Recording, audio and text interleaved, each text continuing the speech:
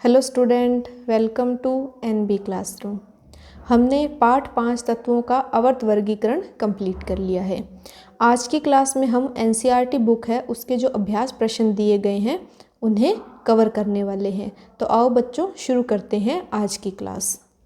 देखिए student, first question है हमारे पास में कि आवर्त सारणी में बाईं से दाईं ओर जाने पर प्रवृत्तियों के बारे में कौन सा कथन असत्य है। एक चीज़ यहाँ पर ध्यान देखिए कि जैसे हमें आवर्त सारणी नाम दिया जाता है तो हम किसके बारे में चर्चा करेंगे, हम आधुनिक आवर्त सारणी को ही लेकर के चलेंगे। स्पेशल अगर हमें नाम से दी जाती कि मेंडलीफ की हो, न्यूलैंड की हो, तो हम उसके अकॉर्डिंग चलेंगे। लेकिन अगर जनरल आवर्त सारणी आता है तो हम आज की आधुनिक आवर्त सारणी को लेकर के ही चलते हैं। अब ये क्या कह रहा है, आवर्त सारणी में हमें कैसे जाना है, बाएं से दाएं जाना है। कौन सा कथन हमें असत्य लग रहा है वो छांटना है। आवर्त सारणी आपके सामने बनी हुई है, चलो एक एक करके कथनों को लेते हैं। फर्स्ट कहता है कि तत्वों की धात्विक प्रकृति घटती है। क्या ये सही है? बिल्कुल ये सही है। इधर होती है धातुएं, इधर होती है अधातुएं, तो धात्विक प्रकृति घटती है, तो ये कथन सत्य है। सेकंड है संयोजकता इलेक्ट्रॉनों की संख्या बढ़ जाती है। बिल्कुल बढ़ जाती है। जैसे हम बोरोन कार्बन इधर जाते हैं हाइड्रोजन से, वर्ग में तो सेम रहती है, आवर्त में बढ़ती है, तो ये कथन भी सही है। तीसरा कथन देखिए कि परमाणु आसानी से इलेक्ट्रॉन का त्याग करते हैं। क्या ये सही है? नहीं, ये सही नहीं है। क्यों? क्योंकि देखिए धातु होती है, धातुओं की त्यागने की प्रवृत्ति होती है, इधर अधातुएं, अधातुओं की ग्रहण करने की प्रकृति होती है, तो ये कथन क्या हो गया, ये कथन असत्य हो गया। फोर्थ हम देख लेते हैं कि इनके ऑक्साइड अधिक अम्लीय हो जाते हैं। अब आपको याद आ रहा होगा हमने धातु और अधातु चैप्टर पढ़ा था, तो हमने एक बात पढ़ी थी कि धातुओं के ऑक्साइड क्षारीय होते हैं और अधातुओं के अम्लीय। तो इधर जाएंगे तो अधातुएं आएंगी, तो मतलब ऑक्साइड क्या हो रहे हैं, अम्लीय होते जा रहे, तो ये कथन भी सही है। तो इनमें असत्य कथन कौन सा हो जाएगा, परमाणु आसानी से इलेक्ट्रॉन का त्याग करते हैं। ठीक है स्टूडेंट, बहुत ही अच्छा क्वेश्चन है। इसमें हम लगभग प्रॉपर्टीज को हमने रिवाइज कर लिया है। सेकंड क्वेश्चन में देखिए कि तत्व कोई दिया हुआ है X, ये XCl2 सूत्र वाला एक क्लोराइड बनाता है जो एक ठोस है तथा जिसका गलनांक अधिक है। चलो ये तो प्रॉपर्टी छोड़ो। आवर्त सारणी में यह तत्व संभवतः किस ग्रुप के अंतर्गत होगा, हमें बताना है कि तत्व कौन सा है। सिंपल बात है, ठीक है। आप इनके जो क्लोराइड है जनरल, हमारे कई बार बहुत से हमने सूत्र पढ़ लिए, बहुत से हमने रिएक्शन पढ़ ली, तो ये जनरल आते ही रहते हैं। Na क्या बनाता है, NaCl। Mg क्या बनाता है, MgCl2। MgCl2 कैसे बनाएगा, हमने संयोजकता पढ़ी थी। फर्स्ट जो हाइड्रोजन लिथियम वाला ग्रुप था, कितनी संयोजकता आ रही थी, एक आ रही थी। बेटा मांगे कार स्कूटर, Mg की संयोजकता इलेक्ट्रॉन कितने हैं, 2। और क्लोरीन के लिए कितना चाहिए, 1, तो क्या हो जाएगा MgCl2। बिल्कुल। एल्यूमिनियम क्लोराइड का सूत्र AlCl3 और SI सिलिकॉन क्लोराइड SiCl4। ठीक है, कार्बन के ग्रुप है, आप कार्बन के ग्रुप से याद रखिए। ठीक है, सिलिकॉन है तो सिलिकॉन क्लोराइड, तो सूत्र Mg क्या बनाता है, मैग्नीशियम क्लोराइड, और उसका सूत्र क्या होता है, MgCl2। ठीक है, तो संयोजकता के अकॉर्डिंग ये डिसाइड हो गया। नेक्स्ट देखते हैं हम थर्ड क्वेश्चन की बात करते हैं। थर्ड क्वेश्चन देखिए कि 2 कोश हैं, ठीक है, और दोनों इलेक्ट्रॉन से पूरित हैं। हमें ये बताने हैं कि 2 कोश हैं और दोनों इलेक्ट्रॉन से भरे हुए हैं। ठीक है, हम इलेक्ट्रॉन कैसे भरते हैं, 2, 8, 18 के क्रम में। अब ये हमें कह रहा है कि 2 कोश हैं। ठीक है, सिंपल आप एक समझ जाओगे तो इसके 3-4 क्वेश्चन आप कर लोगे। जैसे ये नाभिक हमने बना दिया, इसके बाद 2 कोश हैं, ठीक है, K और L, दोनों इलेक्ट्रॉन से पूरित हैं। एक में आते हैं 2, दूसरे में आते हैं 8। टोटल कितने इलेक्ट्रॉन हो गए, यहाँ लिख लेते हैं हम 10 इलेक्ट्रॉन। ठीक है, उदासीन की बात कर रहे हैं, 10 इलेक्ट्रॉन। तो 10 नंबर पे कौन सा आता है, नियोन, तो ये कौन सा ग्रुप हो जाएगा, नियोन। समझ आया, इजी सा है। ठीक है, कोश बनाने हैं, कोश में जैसे जैसे हमें दिया रखा है वैसे हमें इलेक्ट्रॉन भरने हैं। ठीक है, सेकंड देखते हैं और क्लियर हो जाएगी ये चीज। देखो क्या कह रहा है, इलेक्ट्रॉनिक विन्यास कितना है, 2, 8 और 2 है। ठीक है, भरो इसको। ठीक है, नाभिक 2 इसमें आ रहे हैं, 8 इसमें आ रहे हैं और 2 इससे बाहर वाली में आ रहे हैं, तो भर देते हैं। कितने हो रहे हैं इलेक्ट्रॉन इसमें? वैसे हम सिंपल भी बता सकते हैं, कक्षा की जरूरत भी नहीं है। इलेक्ट्रॉनिक विन्यास के हिसाब से 12 पे कौन सा आता है? Mg magnesium. और वैसे भी हमें पता है, अभी पीछे सेकंड क्वेश्चन में कवर किए ही थे, MgCl2 है ना, 2 बार बच रहे हैं, तो कौन सा हो जाएगा? Mg magnesium. तीसरा देखो कि कुल 3 कोश हैं तथा संयोजकता कोश में कितने इलेक्ट्रॉन हैं? 4 इलेक्ट्रॉन है। वैसे आप इजीली इसको कर सकते हो, ठीक है। मैं आंसर नोट कर देती हूँ।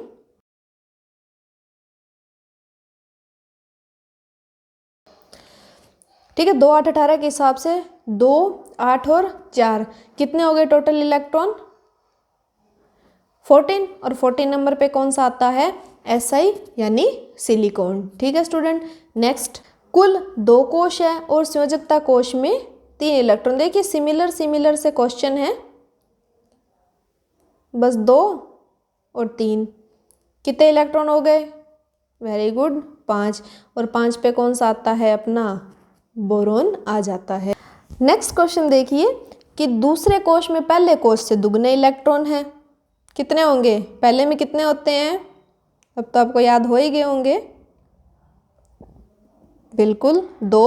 और दूसरे में दुगने हैं, तो 2 दुगना 4, तो कितने हो गए? 4 और 2 6। और 6 नंबर पे अपना फेवरेट जो हम पढ़ ही रहे हैं, कार्बन कार्बन और कार्बन। ठीक है स्टूडेंट, बहुत ही अच्छा क्वेश्चन था, बहुत ही इंटरेस्टिंग सा था।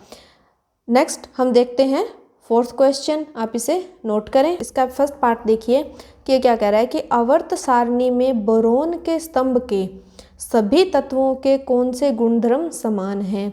वही बात, आपको आवर्त सारणी याद होनी चाहिए, तो आपको बोरोन के तत्व याद आ जाएंगे। कौन से आते हैं? सिंपल ट्रिक थी, क्या थी? बैंगन आलू गोभी इन थैनला।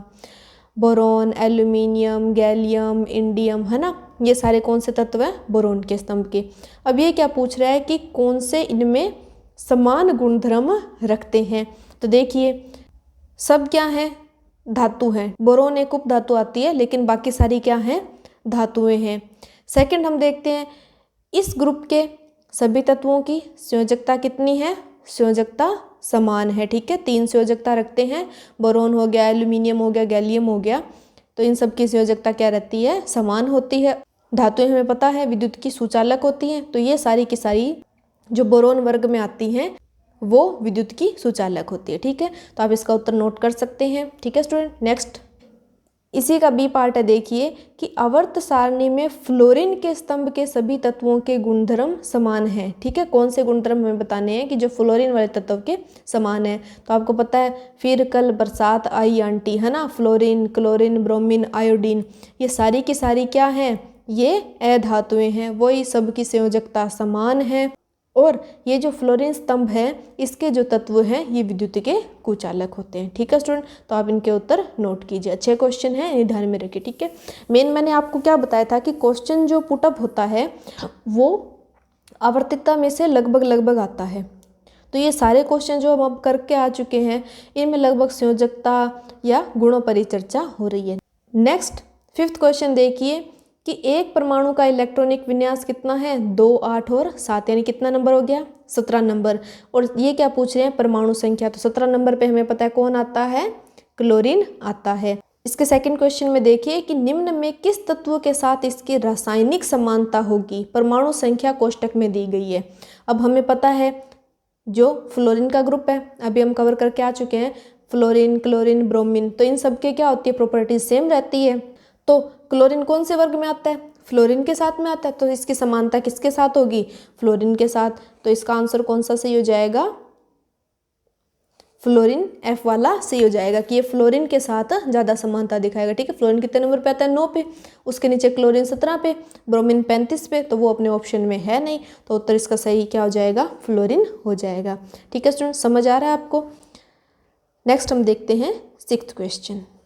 6th क्वेश्चन देखिए कि आवर्त सारणी में 3 तत्व A, B तथा C की स्थिति निम्न प्रकार है। ठीक है, सारणी के क्रम दिखाए गए, इनकी इस प्रकार से इनकी स्थिति दी गई है।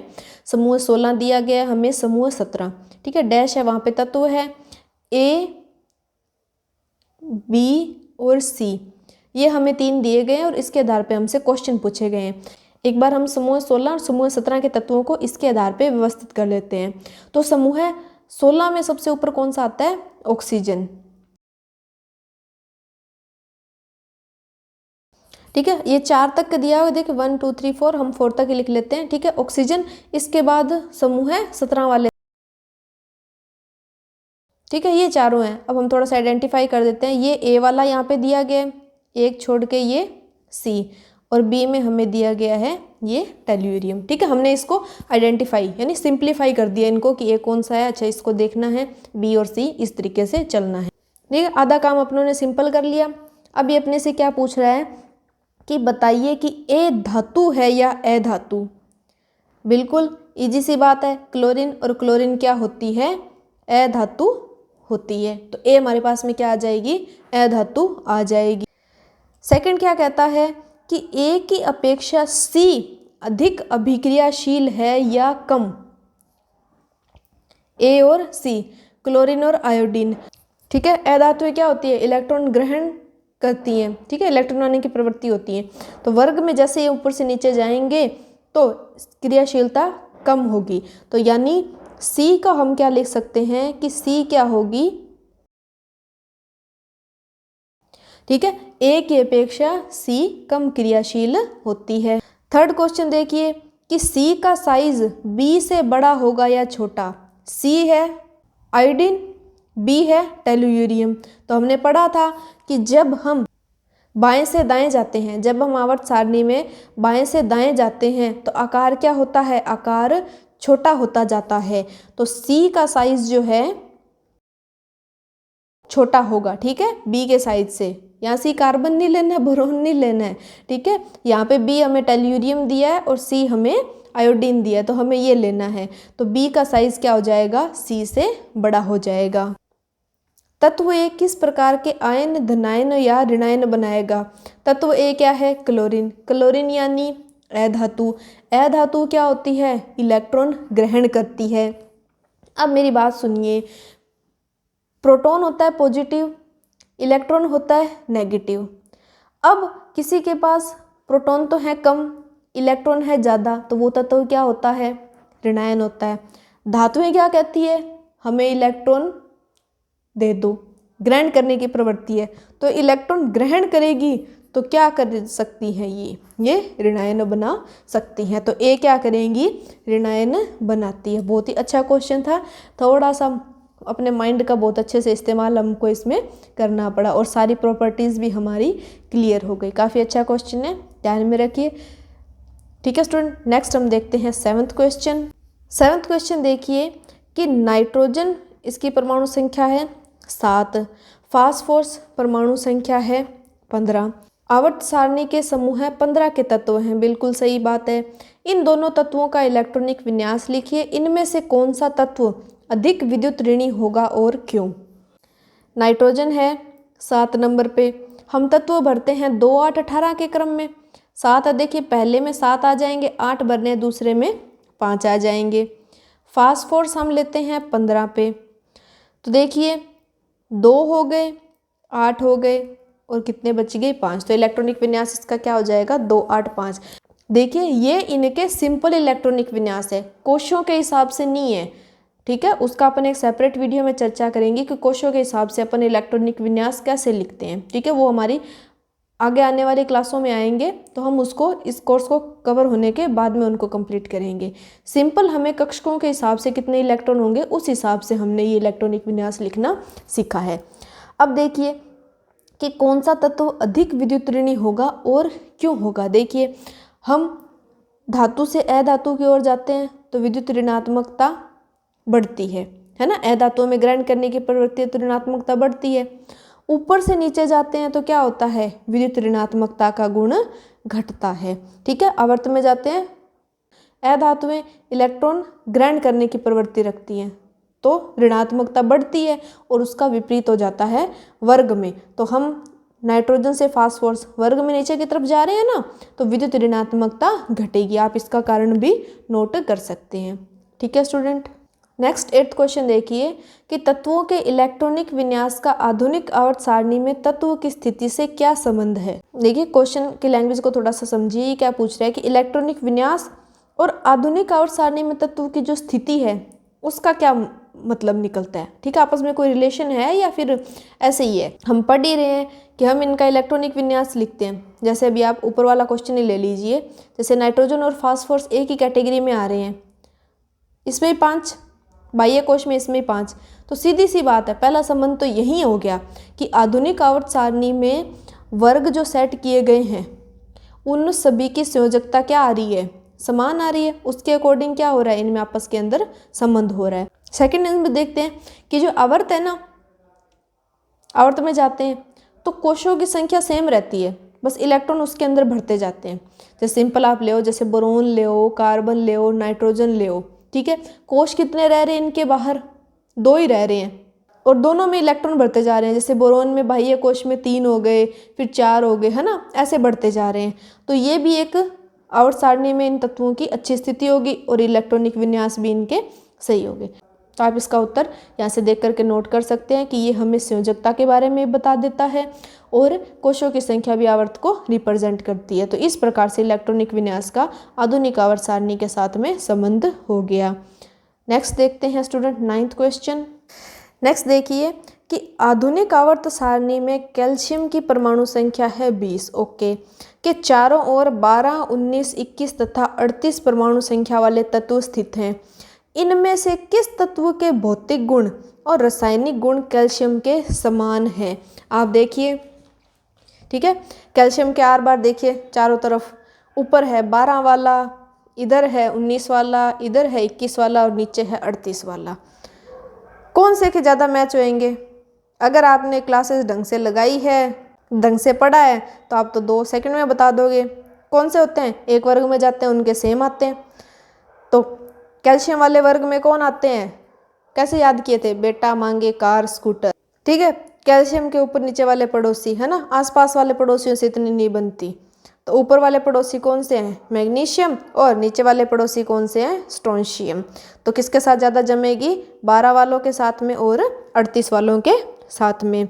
ठीक है स्टूडेंट, ध्यान रखिए, एक वर्ग में होते हैं ना, उनके भौतिक और रासायनिक गुण मैच करते हैं।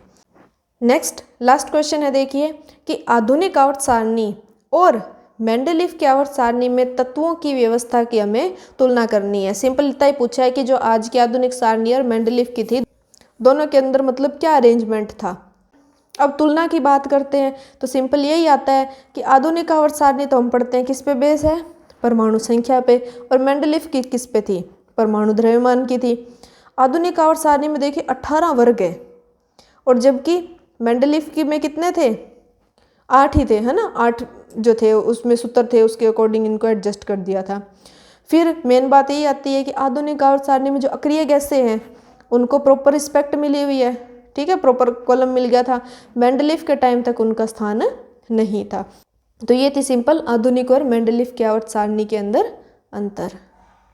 ओके स्टूडेंट, तो ये था हमारा चैप्टर 5 तत्वों का आवर्त वर्गीकरण। देखिए इसी के साथ हमारा केमिस्ट्री पोर्शन भी कंप्लीट हो जाता है और साथ में हमारा क्लास 10 साइंस का ओवरऑल सिलेबस भी कंप्लीट हो जाता है। जो चैप्टर हमारे 2022 की परीक्षा में आएंगे वो हमने नवंबर मंथ में कंप्लीट कर लिए थे। ये जो शेष बचे हुए चैप्टर थे ये भी हमारे आज कंप्लीट हो गए हैं। देखिए पिछले 2-3 जो चैप्टर मैंने करवाए हैं उसके मैंने प्रीवियस ईयर के क्वेश्चन पेपर डाले नहीं हैं, तो आप 2-3 दिन में चेक करना, तो वहाँ पर अपडेट हो जाएंगे। बाकी जो चैप्टर 2022 की परीक्षा में आने वाले हैं ना, उनके तो मैंने साथ के साथ में प्रीवियस ईयर के क्वेश्चन पेपर डाल दिए थे, तो उनको डाउनलोड करें, उनकी प्रैक्टिस साथ में करें। नेक्स्ट अब देखिए हमारे कुछ वीडियो शेष रह रहे थे, जैसे हम पेपर कैसे लिखें, अच्छे मार्क्स कैसे गेन करें, कुछ क्या इंपॉर्टेंट पॉइंट्स रहेंगे। वैसे तो मैंने जैसे जैसे चैप्टर करवाए हैं उसके साथ में आपको इंपॉर्टेंट पॉइंट बताए भी हैं, लेकिन एक समरी के रूप में भी मैं एक सेपरेट वीडियो बना दूंगी कि आप इस पोर्शन में से इस टॉपिक पर ज़्यादा फोकस कीजिए, इसमें अपना राइटिंग स्किल अच्छा कीजिए, इसमें से क्वेश्चन पुटअप होते हैं, इसको लिखने का तरीका आप अपना मैनेज कर लीजिए, तो हम आगे आने वाली वीडियो में कवर करते चले जाएंगे। जैसे हमारे मार्च के अंदर परीक्षा प्रस्तावित होती है, बोर्ड की परीक्षा मार्च के अंदर लगभग रहती है। अगर सिचुएशन सही रहती है तो मार्च के अंदर एग्ज़ाम हो जाएंगे। तो हमारे पास में लगभग देखिए 1 मंथ, ठीक है, फुल 1 मंथ है। इसके अंदर आप अपना सारा सिलेबस अच्छे से 2-3 बार रिवाइज़ कर लीजिए। वैसे तो नवंबर में मैंने कंप्लीट करवा दिया था, तो देखिए दिसंबर, जनवरी, फरवरी, वैसे तो 3 मंथ होते हैं, लेकिन अब आपको जो 1 महीने की स्ट्रेटजी बनानी है वो अपनी बोर्ड एग्ज़ाम के हिसाब से बनानी है। तो नेक्स्ट वीडियो में स्टूडेंट हम जानेंगे क्या इंपॉर्टेंट पॉइंट्स रहेंगे, क्या हमारी एग्ज़ाम की स्ट्रेटजी होनी चाहिए। तो मिलते हैं स्टूडेंट हम नेक्स्ट क्लास में। Thank you for watching.